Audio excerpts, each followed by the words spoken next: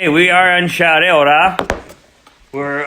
Last week we spoke about that the Malchut is also revealed in Malchut Beit David. I think you should start from here. From Malchut, from the middle? Yeah, because we didn't do it. We didn't do it well. We spoke about something else last week. We started the Malchut, then Beit David. Yeah.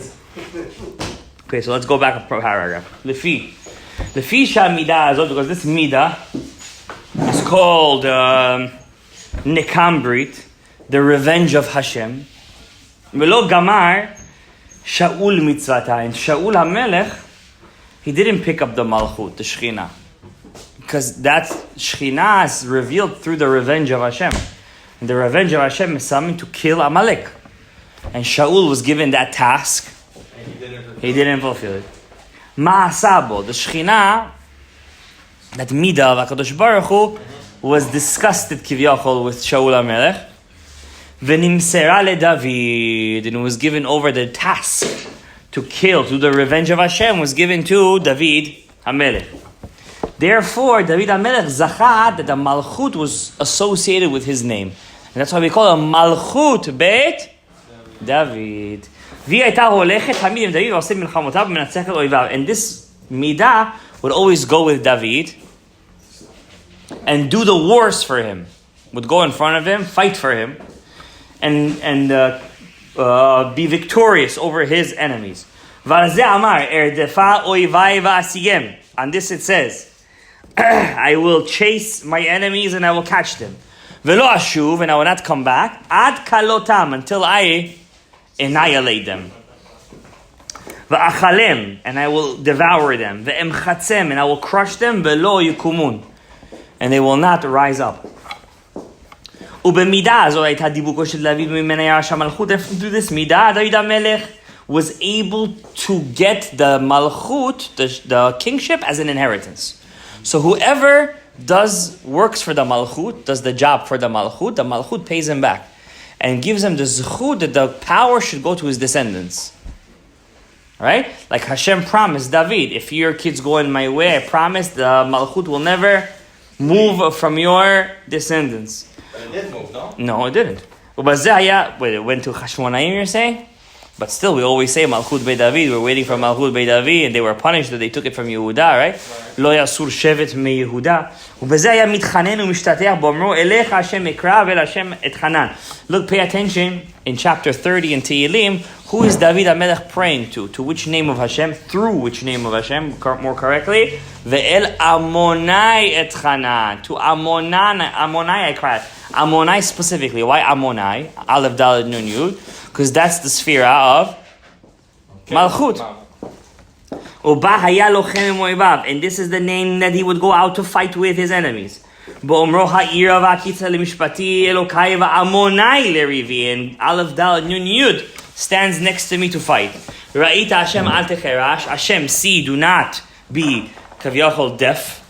Amonai, Aleph Daled Nun Yud, Al tirchak mimeni, do not go away from me. So anytime a person goes out to war, or he wants to pray to Hashem, that he should defeat his enemies, he has to pray through the name Amonai.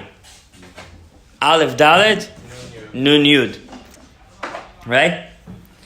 And all of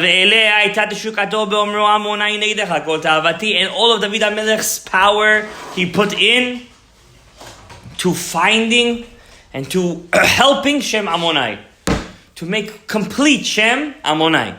Alright? How do we do that, by the way? One way, by learning all of Tanakh. Tanakh has 24 books.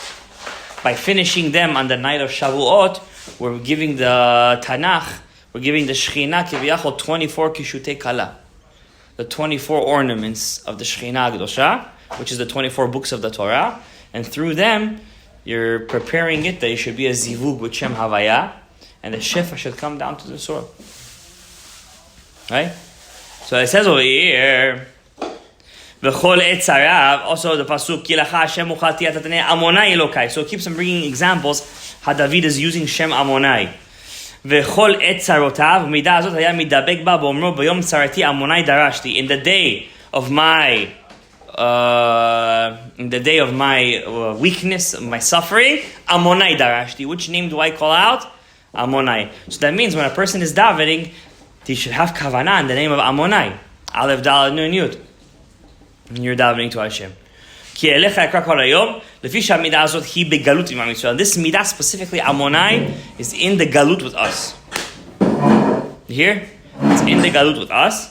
Anu omrim umalchut beit David meshichach bimhera tachzirena limkoma. It's in Birkat Hamazon we say this, right? So since we're in the galut, and who's in galut with us? Which aspect of the midot of Hashem? Malchut. And Malchut is Shem Amonai. It's also Malchut Beit David. So therefore, what we specifically pray in Birkat Hamazon, Umalchut Beit David Meshichach Dezirena Nimkoma B'Yamim. Right?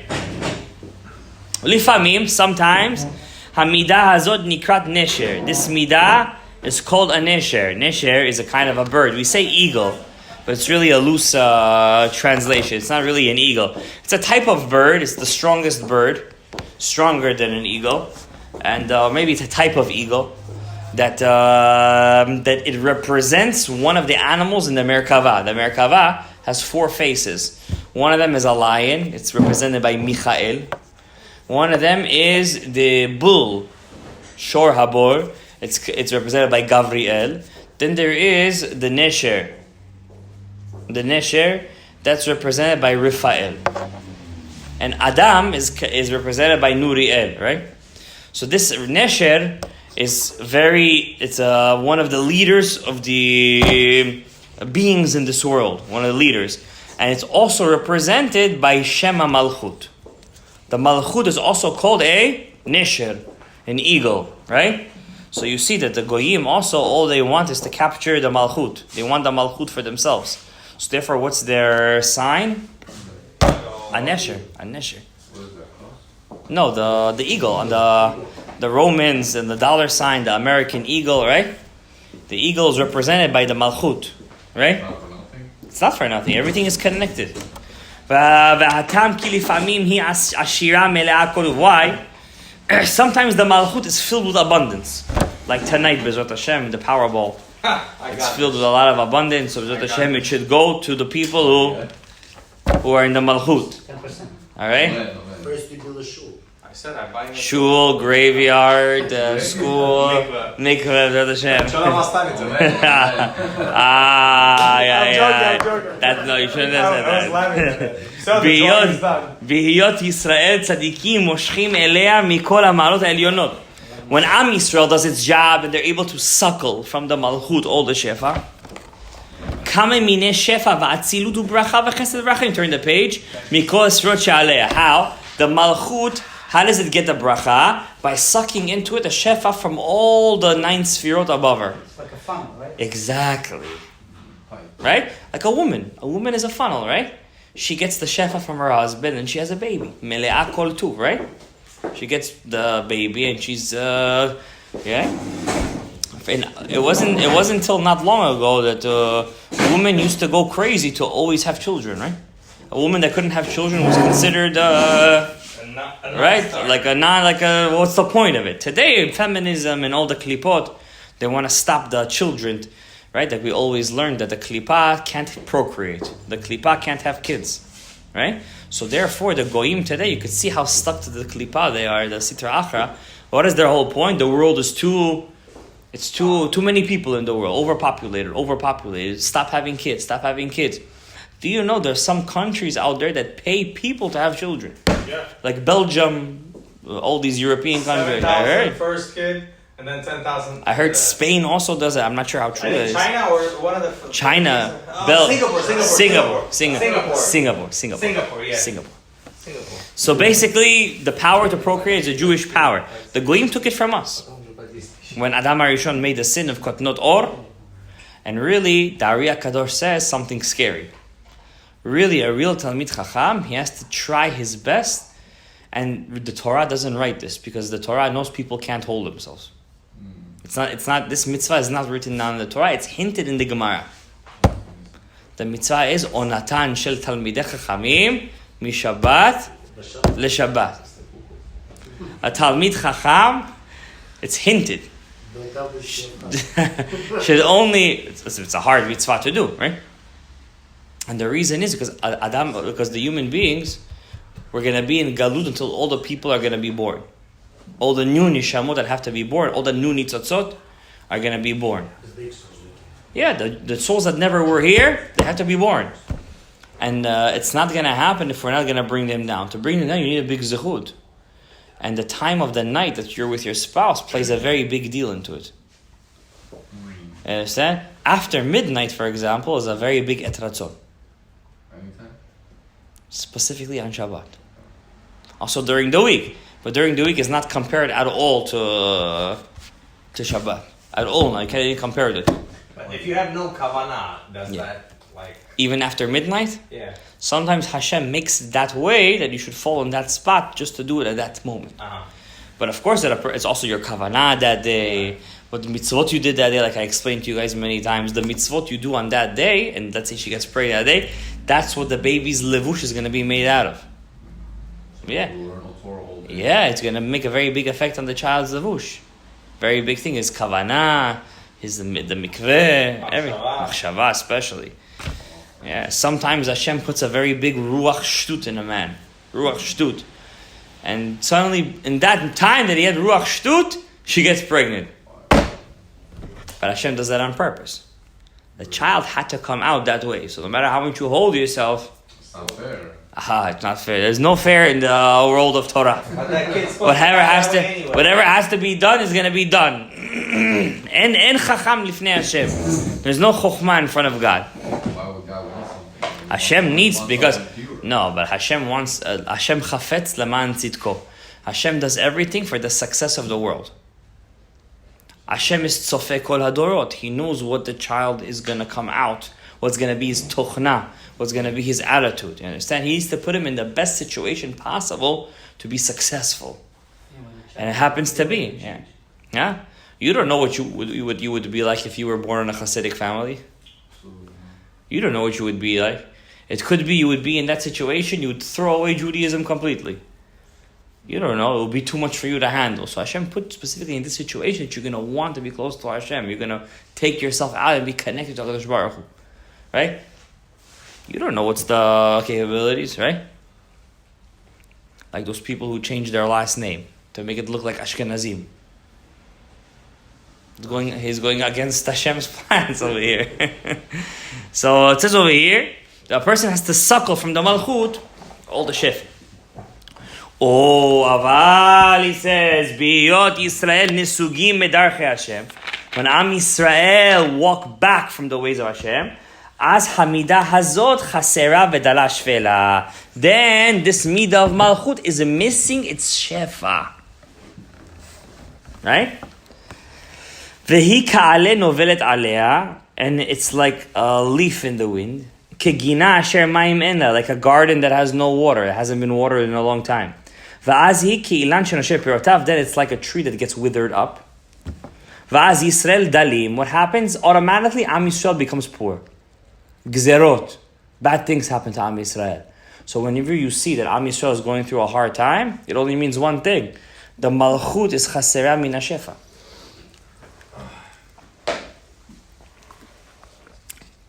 Unbelievable stuff. Ushvelim, and Am Yisrael is downtrodden. Ubrizuyim, shilulim lecherpa ulekeles, chas v'shalom. Sharei she'ena midah azot yoneket milemala, when this midah does not take the shefa from on top, eina yechola lahanik et Yisrael, then he cannot give over to Yisrael the shefa. V'nikret nesher. Why is she called a nesher? Not from an eagle. From the word nesher, linshor. Linshor means it withers up, like a tree that gets withered up. That's what happens to the malchut when you do averot. Every averah that you do causes the malchut to get dried up. But how is malchut is attribute of God? How is something almighty to get withered? That attribute of God was created to have a midah keneged midah with Am Yisrael. It was specifically made to be like that. That means the sfirot, all the sfirot, they all work independently, right? But when they work together to give the shefa to the malchut, it's only because you're pulling on the strings. Your mitzvot, I'm doing chesed now, I'm putting chesed into the malchut. You have to look at it like that. I'm doing a mitzvah with gevurah, I'm pushing the Gvura You inside. said this is supposed to happen, the Shefa is supposed to come down to this world. You're not doing it, someone else is doing it. That's true, but our collected job could cause a collected ripple effect that causes Am Yisrael to, like you said right now, to wither away. Like right now, what's going on in Israel with all this past year, they took away the money for the religious Jews. They put taxes on all the religious Jews things. They wanted to take them out of the subsidy of the ganim, they used to give them a couple of hours a day free to be in the gan, and the daycares. They wanted to take that away. They wanted to raise that. They did a lot of bad gezerot on them. They wanted to put chametz in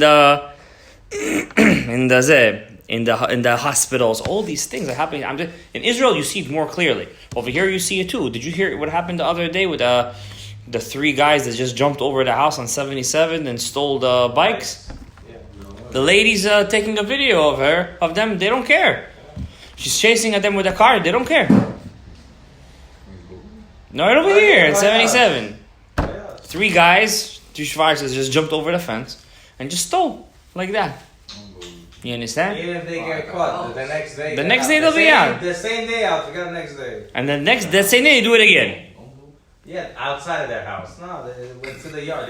They went to the yard. They jumped over the yard, the fence, and they stole. Okay. The hasod hazeh. Look what he says over here. Hasod hazeh. This secret that I'm going to teach you now. He says, Kvar hodaticha ki ikar shchina be'aretz.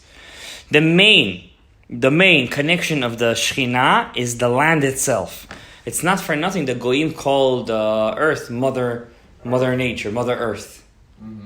In all the goyims, all their avodah zarah, the avodah zarah of the earth is a woman, because they took the shechina keviyachol chas v'shalom and turned it into an image. Chas v'shalom. It's avodah zarah. They made an image out of it. They made an image. V'ashchina v'simanayich v'ha'aretz adom ragli. Hashem says, the land is the abode of my legs, kiviyachol. K'shashchina mekabelet shefa mivarachot shel mala nikred mikveh mayim. And when the Shechina gets all the power from above, she's called a mikveh of water. A pure mikveh of water. When she doesn't get the shefa, she's called yabasha. What's yabasha? Dry land. Dry land. Yabasha. So we learned today, Shechina is called Malchut Beit David. She's called Nesher. 2 ways of Nesher. One is an eagle. One is Nesher from withered away. She's called Mikveh Hamayim, and she's also called Yabasha. It depends how you look at it. Alright, and the secret is that God called the Eretz Yabasha in Parshat Bereshit. And Le Mikveh Hamayim Kara Yamim. And what did we learn is the name of the Shekhinah too? Yam. When this midah doesn't get its sustenance, doesn't get the shefa, Am Yisrael berav. Am Yisrael loses their parnasah in this world. Wow. So that means every time a person has a problem with parnasah, it means he's not giving the shechina, the shefa, his specific malchut, he's not giving the shefa he's supposed to. Wow.